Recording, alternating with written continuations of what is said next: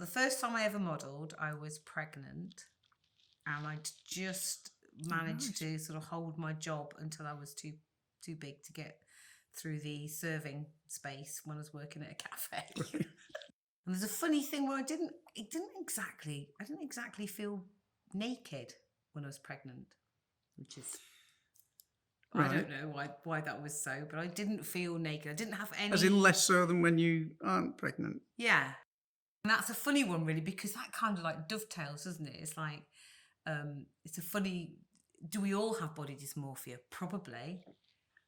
Because as a life model, you have 6 people around you. Every one of those people who draws you is going to draw you differently, according to not even just their skill, but just literally how they see you.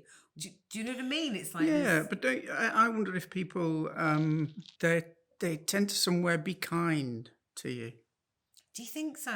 But I don't think they're kind to you on your terms necessarily. I think they have things about themselves which they then are kind about in your image. Maybe so, actually. Does that make sense? Yeah, totally. Yeah, so they're not necessarily kind of flattering you, but they may be averting the gaze from the thing that they think is a problem in them, or or maybe that they because of their own sensitivities, they're projecting that onto me as though I have that sensitivity, whereas actually I quite often don't really. I'd say that's the only problem with life modelling is you can't particularly do much with your face. That's the only only thing that frustrates me about modelling. Not true. How do you mean? I'm gonna.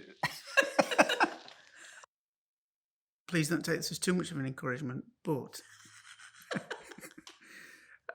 you talk, right? But not overly. Terrible you talk. Model. Because if you want to do a portrait and you want to get a sense of the person rather than just the shape of the face, that is very true.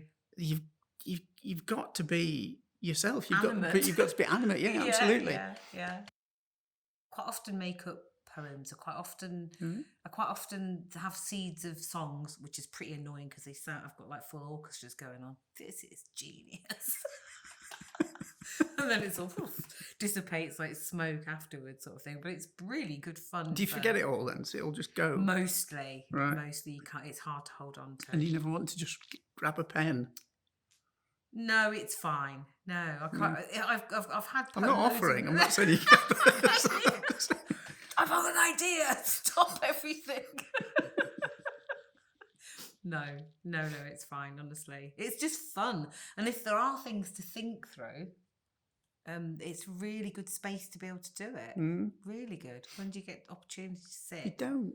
And just do nothing and sit still. This idea of making decisions about what's the best thing to do next is generally as stuck as I get, but I just didn't really have an idea in my head. So I called you and it was a kind of frenetic, with, emergency model required. And there was no, because, I don't know, maybe it was that freedom as well, that you didn't know what you wanted to do. So I didn't know what to model for you. So it was a case of going, let's make some shapes. Let's just make some shapes and do some shit and see what happens. But it was so intense, getting on the table and doing that swimming. Where did that come from? I can remember like there's one where, I don't know, I had my head on squat. I got really into it. Obviously, there's a consensual thing that has to happen. Of course. And there's a trust thing that has to be there. Yeah. So, by virtue of that, it's an intimate situation. Yes. And that was the most heightened sense of that I've ever had with a model. Yeah, I concur. Definitely. It felt like there was an emotional intensity involved in the modelling that came out of bursts of creativity, because you did definitely get into what about this or what about that, or it became this kind of like creative. We did. We did. Yeah. But you know what I mean? It wasn't like, you were saying You weren't stuck then. You were immediately getting Well, that's ideas. interesting because I don't remember my role in Immediately. that. To my mind, you were just freestyling and I was hiding behind a camera. The start of it maybe was where you know, I think you got like a bit in your head about being stuck, but it wasn't. That was loosened off and into Right.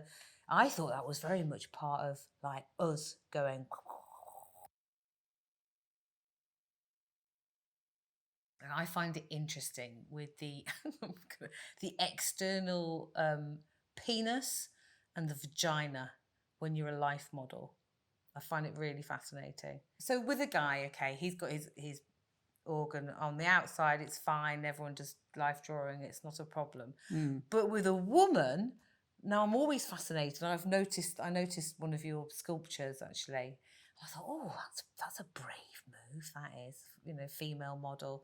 And she had her legs slightly open, people had actually conformed her vagina kind of thing. And it's like, well, of course, because it's part of our bodies. Yeah. There's no issue with it kind of thing.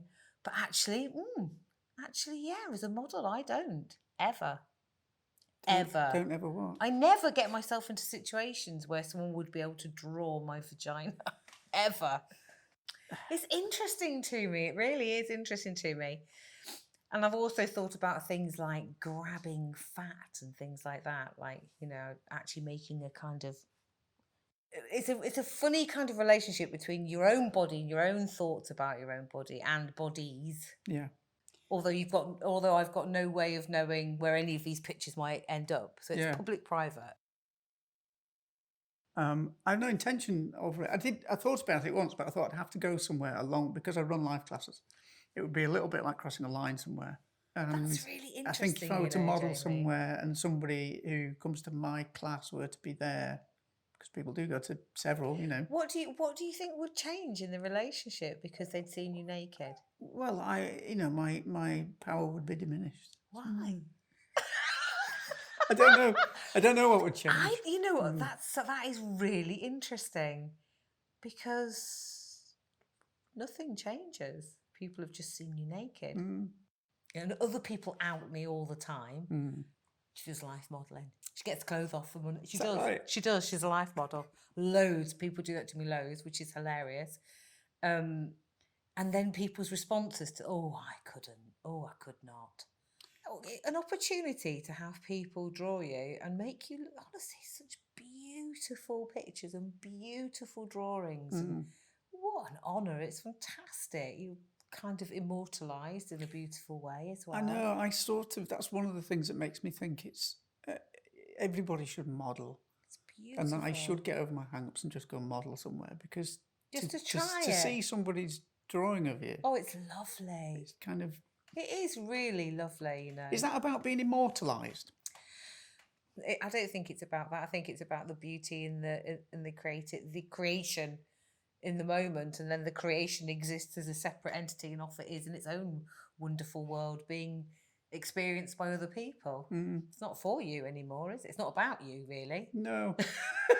Anymore. I enjoy being looked at, and with everyone is always very friendly. It's always it's a warm gaze. Yeah. It's not a judgmental gaze. And it expects nothing particularly back from me, really.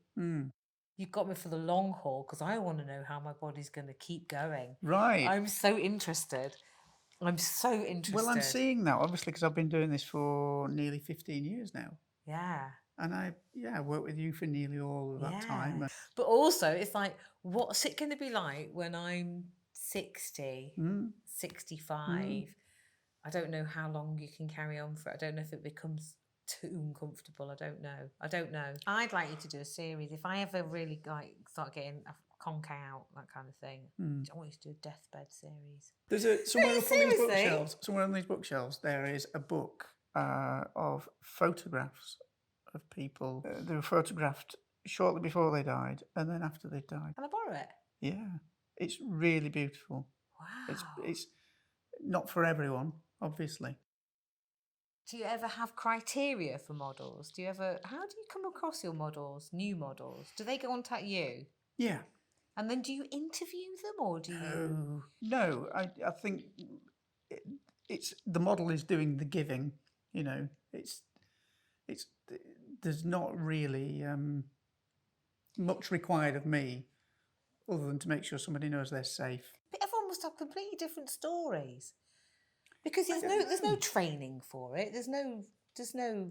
How do you know? You just go, oh, I think I could do that. Whenever I've tried to talk to people about the positive sides of modelling, people mostly the responses is it just comes up with that, oh no, I couldn't do that. It just backs off, sort of thing. Yeah, and that makes them uncomfortable. So, do you know what I mean? Is there like like you're evangelising about it? Or They think I'm weird.